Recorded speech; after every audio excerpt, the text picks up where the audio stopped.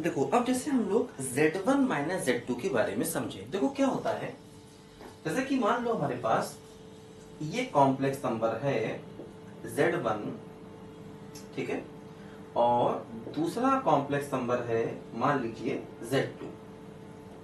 देखो क्या होता है, Z1 माइनस Z2 का मतलब Z1 plus of minus Z2, है ना।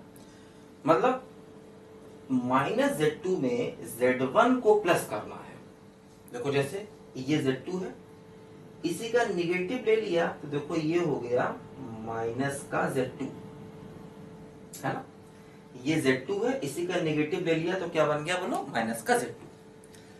अब हम क्या करेंगे, Z1 और माइनस Z2 को आपस में जोड़ेंगे।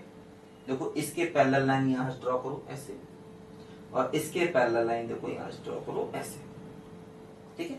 तो ये हमारा एक पैरेललोग्राम कंप्लीट हो गया।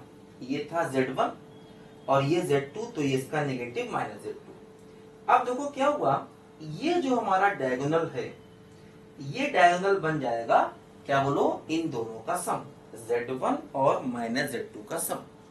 तो देखो ये डायगोनल हमारा हो जाएगा Z1 माइनस Z2, ठीक है, ध्यान दो, है ना। ये Z1 था, ये Z2 था, इसका नेगेटिव माइनस Z2, तो Z1 और माइनस Z2 को सम किया तो ये डायगोनल आया, और देखो ये क्या आ गया, ये आ गया Z1 माइनस Z2। तो इसका मतलब ये हमारा वेक्टर क्या है, Z1 माइनस Z2, और ये पॉइंट भी क्या होगा, Z1 माइनस Z2 होगा, ध्यान दो, है ना। एक्चुअली क्या है, देखो ये वेक्टर हो जाएगा Z1 माइनस Z2, तो ये पॉइंट क्या हो जाएगा, ये पॉइंट हो जाएगा Z1 माइनस Z2, ध्यान दो। अब अगर ये वेक्टर Z1 माइनस Z2 है तो अगर हम इसको इससे मिला दें तो ये भी क्या बन जाएगा बोलो, Z1 माइनस Z2 बन जाएगा, ध्यान दो। क्योंकि देखो ये वाला वेक्टर Z1 माइनस Z2 है, इसके पैरेलल ये वेक्टर, देखो ये भी क्या बन जाएगा, ये भी बन जाएगा हमारा Z1 माइनस Z2, क्योंकि देखो दोनों पैरेलल और इक्वल है।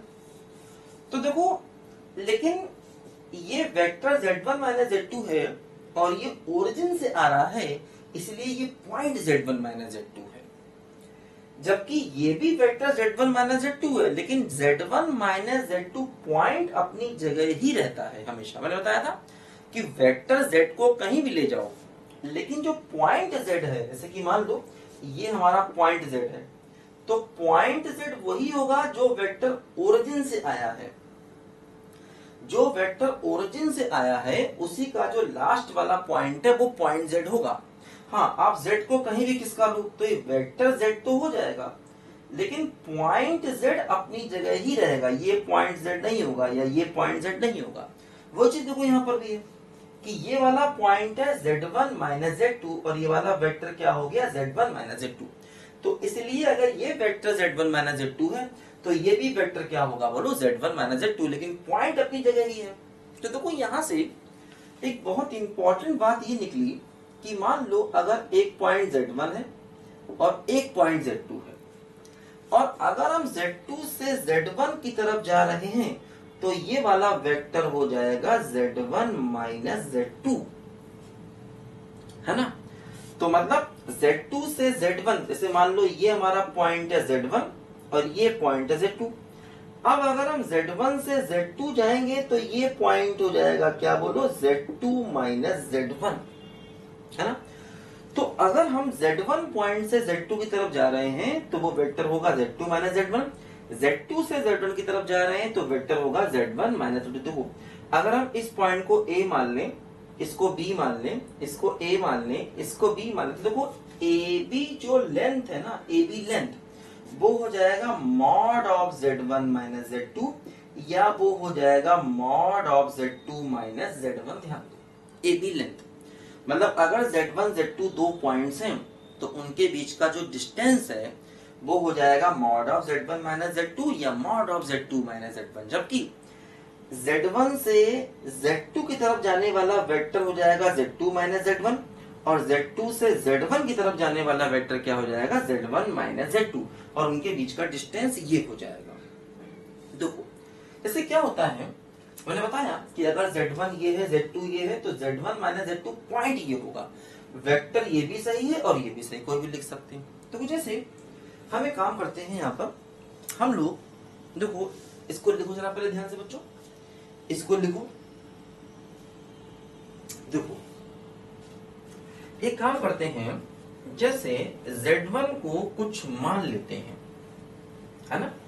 मान लिया मैंने कि जो हमारा Z1 है, मान लिया मैंने जो हमारा Z1 है वो है x1 प्लस i/y1 और इसको हमने x1 y1 पॉइंट मान लिया। जो हमारा Z2 है वो है x2 प्लस i/2, इसको मैंने x2 y2 पॉइंट मान लिया। देखो अगर हम Z1 माइनस Z2 निकालें तो क्या होगा, x1 minus x2 plus i times y1 minus y2, इसमें से इसे माइनस कर दिया।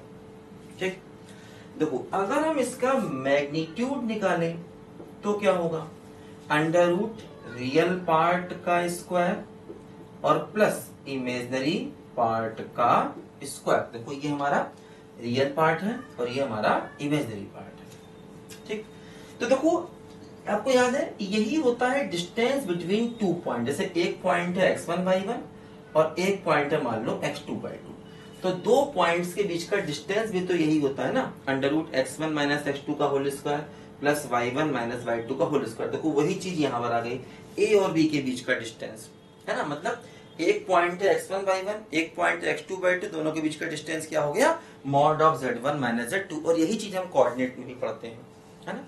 तो बिल्कुल कोऑर्डिनेट के, और अच्छा ऐसी चीज हम वेक्टर में भी पढ़ते हैं।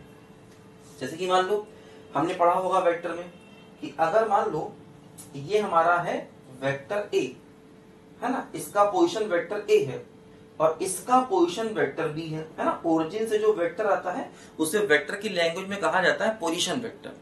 तो अगर हम मान लो यहां से यहां जाते हैं तो ये वेक्टर होता है बी माइनस ए, मतलब इसका पोजीशन, जैसे मान लो ये पॉइंट ए है और ये बी है, तो अगर हम ए बी निकालते हैं, ए बी वेक्टर, तो ये होता है ओ बी माइनस ओ ए, मतलब B का पोजीशन वेक्टर माइनस A का पोजीशन वेक्टर। बिल्कुल वही कॉन्सेप्ट देखो यहाँ अपने कॉम्प्लेक्स नंबर में भी है कि ये पॉइंट Z1 है, ये Z2 है, Z1 से Z2 जाएंगे तो Z2 माइनस Z1, Z2 से Z1 आएंगे तो Z1 माइनस Z2। बिल्कुल वही चीज यहाँ पर भी है कि A वेक्टर से B वेक्टर की तरफ जाएंगे, A पॉइंट से B की तरफ जाएंगे तो हो जाएगा B माइनस A, मतलब B का पोजीशन वेक्टर माइनस A का पोजीशन वेक्टर, है ना। और अगर बी ए निकालना होगा तो ये हो जाएगा a माइनस बी, है ना, उल्टा। ठीक है, पहले a का पोजीशन वेक्टर फिर माइनस b का पोजीशन वेक्टर। ठीक है, तो जो बात वेक्टर में है वही कॉम्प्लेक्स नंबर में है और वही कोऑर्डिनेट में। अगर डिस्टेंस चाहिए तो इसका मॉडुलस हो जाएगा, ये हो जाएगा हमारा ए बी की लेंथ, ए बी डिस्टेंस। तो जो चीज वेक्टर में है वही कॉम्प्लेक्स नंबर, क्योंकि कॉम्प्लेक्स नंबर जो है ना ये दो तरीके से बिहेव करता है, एक वेक्टर की तरह, एक पॉइंट की तरह। तो वेक्टर की तरह बिहेव करता है तो वेक्टर वाली भी सारी प्रॉपर्टी इसमें आ जाएंगी, और पॉइंट की तरह बिहेव करता है इसलिए कोऑर्डिनेट वाली सारी प्रॉपर्टीज भी इसमें आ जाएंगी। लिखो जरा बच्चों ध्यान से पहले इसको।